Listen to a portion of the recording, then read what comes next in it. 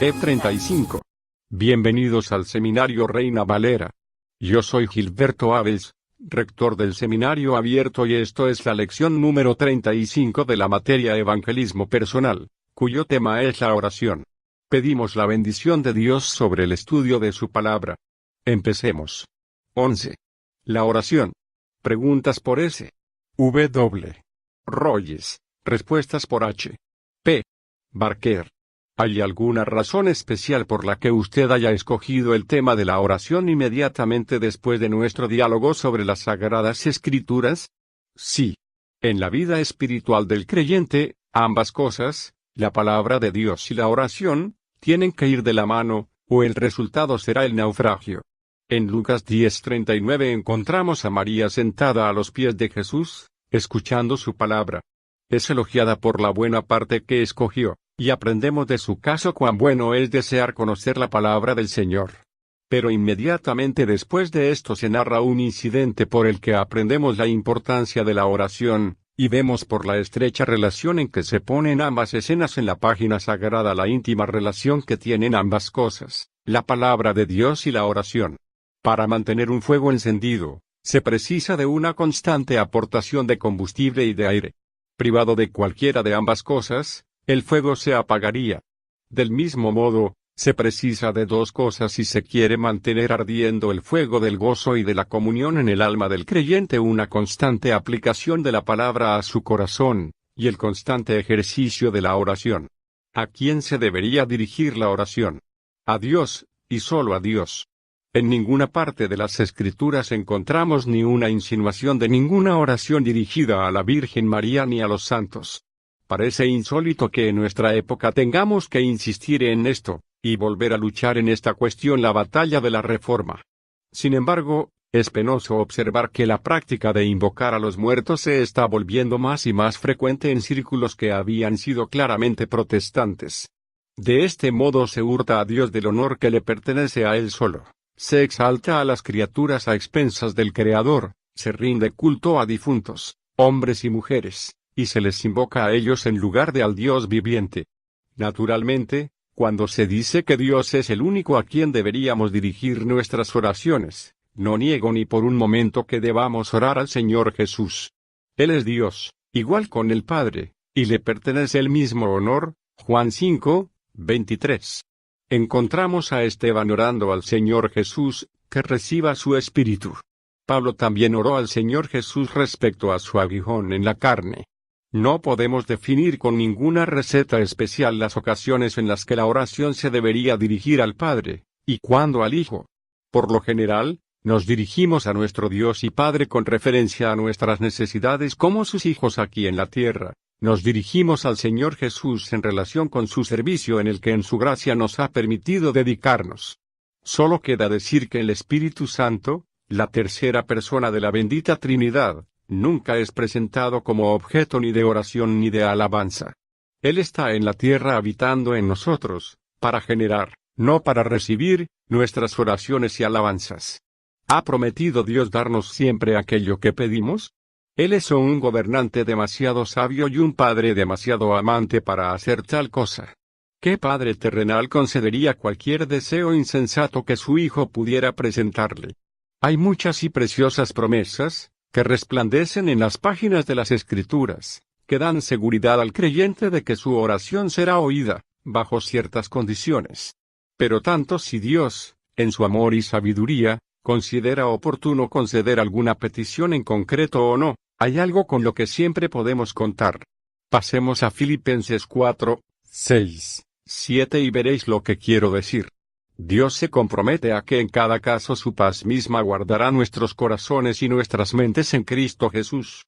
Puede ser que el infinito amor nos niegue aquello que pedimos, pero este beneficio, la guarda de nuestros corazones en la serena atmósfera de la propia paz de Dios, nunca será negado a aquel que lleva sus peticiones delante de Él.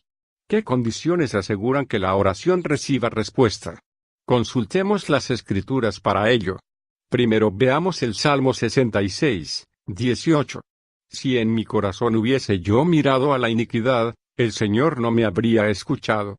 Si queremos obtener respuesta a nuestras oraciones, tenemos que estar a bien con Dios en secreto. Nuestra vida privada se tiene que corresponder con nuestra profesión pública. El pecado oculto, como una serpiente en el seno, quita toda vitalidad a la oración. Una mala conciencia es un verdadero obstáculo para que se concedan nuestras peticiones. Dios no derramará sus bendiciones en vasos sucios. De modo que la primera condición para la oración que prevalece es una buena conciencia. Ahora leamos Santiago 4:3. Pedís, y no recibís, porque pedís mal, para gastar en vuestros deleites. Aquí aprendemos que los que piden algo a Dios con motivos egoístas se quedarán totalmente decepcionados. Dios no colaborará en la propia gratificación. Las oraciones que se registran en las Escrituras, y que recibieron unas respuestas tan maravillosas, fueron oraciones en favor de otros, u oraciones que tenían en vista la gloria de Dios en relación con aquellos que las pronunciaron. Así, una segunda condición es que haya un motivo limpio. Luego veamos Santiago 1:6-7. Pero pida con fe, no dudando nada, porque el que duda es semejante a la onda del mar, que es arrastrada por el viento y echada de una parte a otra. No piense, pues, quien tal haga, que recibirá cosa alguna del Señor. Así, es necesaria una confianza inamovible si queremos obtener respuesta a nuestras oraciones. Dudar es deshonrar a Dios, y asestar un golpe de muerte a nuestras propias peticiones. Examinemos ahora 1 Juan 3:22. Cualquiera cosa que pidiéremos la recibiremos de Él, porque guardamos sus mandamientos, y hacemos las cosas que son agradables delante de Él. Así, otra condición es que haya obediencia por nuestra parte. No se nos deja sin saber qué cosas agradan al Señor. Pero no es suficiente con saberlas. Tenemos que hacerlas si deseamos recibir de Él aquellas cosas que pedimos. Volvamos de nuevo a Juan 16:23. Todo cuanto pidiereis al Padre en mi nombre, os lo dará. Aquí tenemos una quinta condición. Si la oración es en nombre de Cristo, recibirá respuesta. ¿Qué significa orar en su nombre? Desde luego, no significa orar acerca de cualquier cosa que nos plazca, y luego terminar diciendo, todo esto te lo pedimos en el nombre y por causa de nuestro Señor Jesucristo. Significa que aquello que pedimos debe ser algo a lo que el nombre de Cristo pueda ir verdaderamente unido, algo que Él pediría si estuviera en nuestras circunstancias. Esto demanda discernimiento espiritual, que solo puede adquirirse andando cerca del Señor. De modo que pedir cualquier cosa en su nombre implica que estamos en estrecha comunión con Él. Ya que Dios conoce todas nuestras necesidades, ¿por qué deberíamos orar a Él acerca de las mismas? Desde luego, es suficiente con saber que Dios quiere que oremos. Se podrían citar docenas de pasajes de las Escrituras que exponen que la oración es aceptable para Dios. Nadie se imagina que oramos para informar a Dios de lo que Él no sabe. Tampoco oramos para asegurarnos su interés en nosotros o su amor. El santo que ora con inteligencia se da cuenta de que está hablando con aquel que conoce cada una de sus necesidades mucho mejor que él mismo, que tiene un interés sin límites en todo lo que se refiere a su pueblo, y cuyo amor no podría ser más grande de lo que es. El objeto de la oración es que se pueda expresar nuestra dependencia de Dios, y que nuestras almas puedan entrar en contacto con Él acerca de aquello por lo que oramos, que al esperar en Él aprendamos su mente, que se dé expresión a los deseos que el Espíritu Santo ha originado en nosotros, y que cuando la respuesta llegue, seamos conscientes de que es ciertamente de parte de Dios que viene.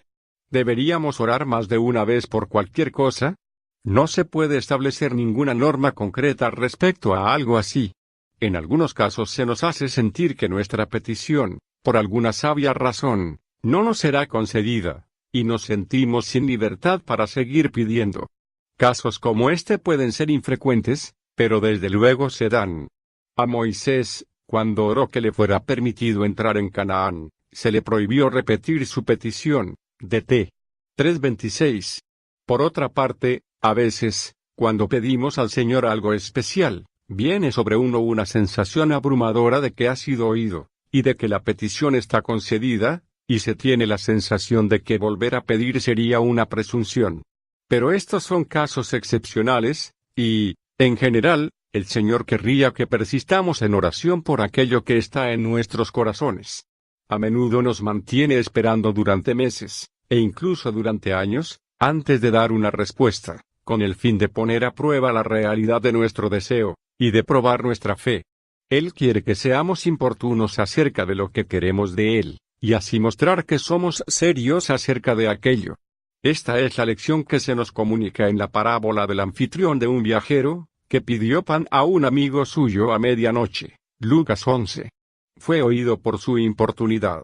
Otra parábola, la de la viuda que había sufrido una injusticia, Lucas 18, refuerza esta misma verdad, de la necesidad de orar siempre, y no desmayar.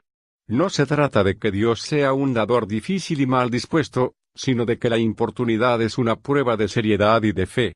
¿Es deseable apartar momentos concretos para la oración privada? Desde luego que así es para la gran mayoría de los cristianos. Todo lo que se deja para momentos ocasionales queda a menudo relegado del todo, y estoy convencido de que la falta de una programación regular es la razón de que haya tan poca oración entre nosotros.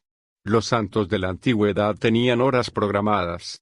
Tarde y mañana y a mediodía oraré y clamaré, y Él oirá mi voz. Salmo 55, 17. También Daniel cultivó este mismo hábito, y nada podía impedirle de arrodillarse en su estancia 3 veces al día, para orar y dar gracias delante de su Dios. Daniel 6, 10. Qué pena que permitamos que cosas triviales nos priven de nuestro tiempo para la oración.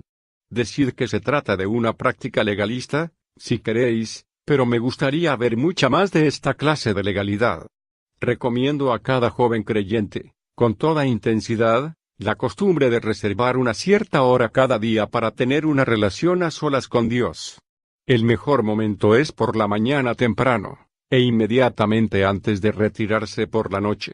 Pero además de reservar momentos regulares para la oración, y de los que no deberíamos dejar que nada ni nadie nos privase, deberíamos tratar de estar siempre en un espíritu de oración y dependencia, listos en cualquier momento para volvernos al Señor acerca de cualquier dificultad, o en cualquier emergencia. En Nehemías tenemos un maravilloso ejemplo de esto. Él era el copero del rey, y mientras estaba cumpliendo sus deberes, su real señor le hizo de repente una pregunta que él se sintió totalmente incapaz de contestar sin consultar con el Señor. Precisaba urgentemente de la dirección divina, pero la pregunta del rey tenía que ser contestada de inmediato. Nehemías pudo dirigirse al Señor en oración. Entonces oré al Dios de los cielos, y dije al rey, Nehemías 2, 4, 5. Ojalá estuviéramos siempre tan cerca del Señor que pudiéramos consultarle y buscar sabiduría y dirección de su parte con tanta presteza como pudo hacerlo Nehemías. ¿Recomendaría usted alguna forma especial de oración? No. El Espíritu Santo está aquí para generar nuestros pensamientos y deseos en la línea de la voluntad de Dios, y Él pone en nuestros corazones los asuntos adecuados para la oración, y nos capacita para presentarlos delante del Señor. Así, se nos exhorta a orar en todo tiempo con toda oración y súplica en el Espíritu, y a orar en el Espíritu Santo, Efesios 6, 18, Judas 20. Es cierto que, si somos dejados a nosotros mismos, ¿qué hemos de pedir como conviene? No lo sabemos, pero en el Espíritu Santo tenemos al mejor de los maestros, y podemos dejarle a Él, seguros, el controlarnos y dirigirnos en nuestras oraciones. ¿Cree usted en hacer largas oraciones? Sí, siempre y cuando sean pronunciadas en privado y broten del corazón. No podemos estar demasiado tiempo de rodillas en secreto.